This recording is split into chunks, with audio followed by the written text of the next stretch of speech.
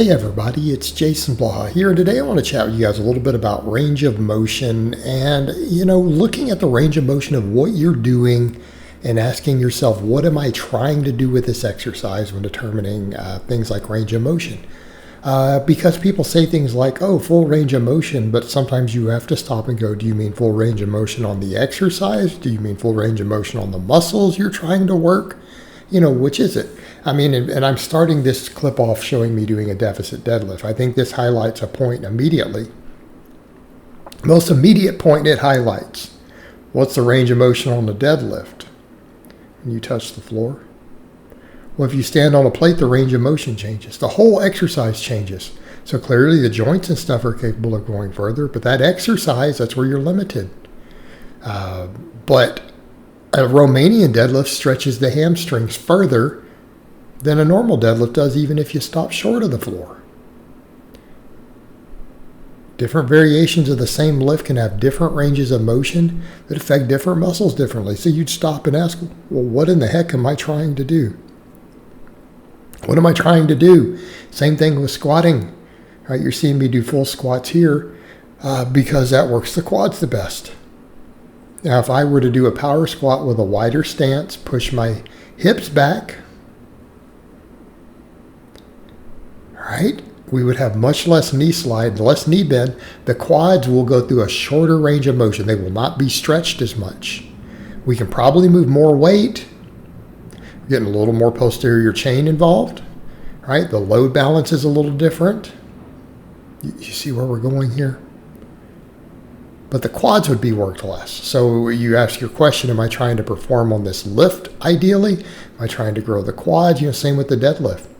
All right, you see me doing this RDL. This RDL is going to put a deeper stretch on the hamstring. So if your goal is to grow hamstrings, and I'm not saying a conventional deadlift is not a good hamstring exercise, particularly on a deficit.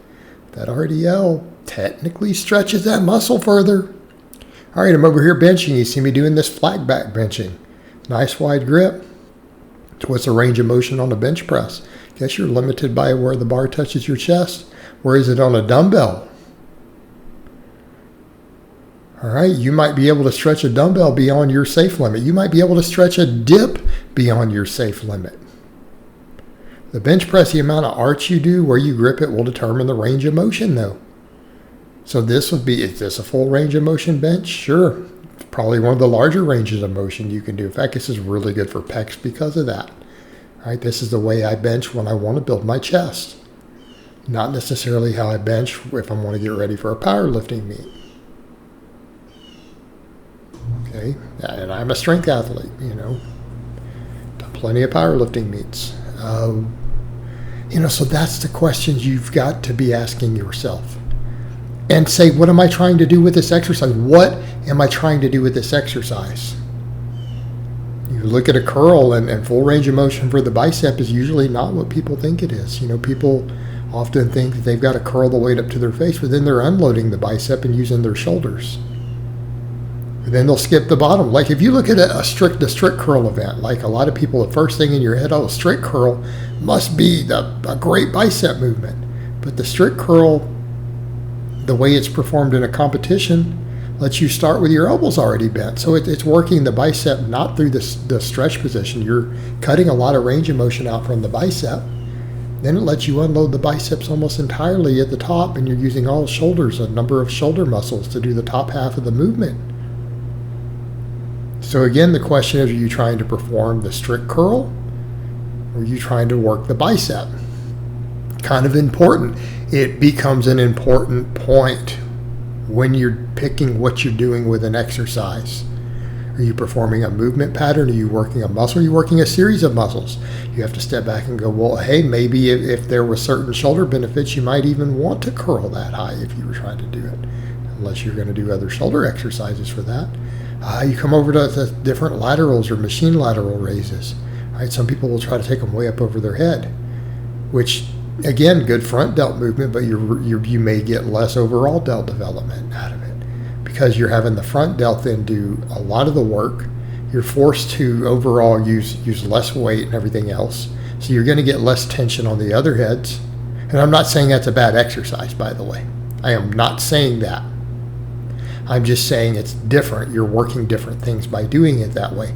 And there may be a compromise because it may reduce the tension that you can put on, say, the rear delt in exchange for getting more front delt. Whereas a bend over raise, so where you don't go very high and you bend over just a little bit on, say, a lateral raise will work the rear delt a lot more.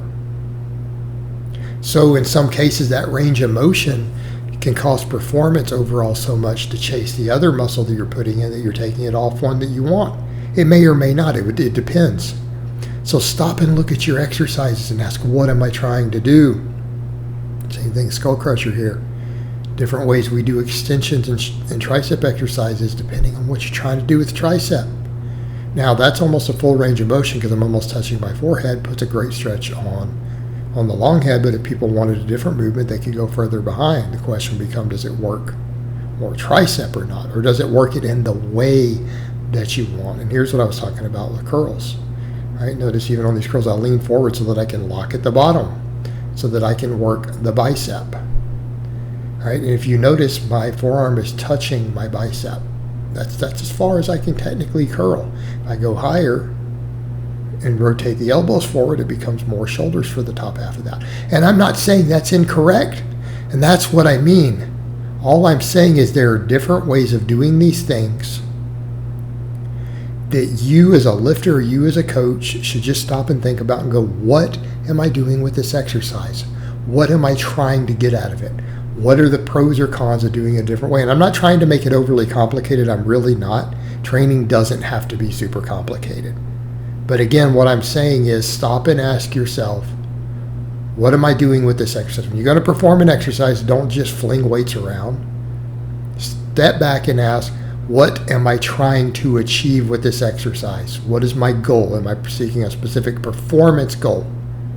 Well, maybe you should perform the exercise in a way that carries over to that performance. Am I trying to work certain muscles? Well, maybe you should perform that exercise in a way that works the muscles you want to work. Again, you want bigger quads from squatting. I'm not saying all squats won't build quads. They will.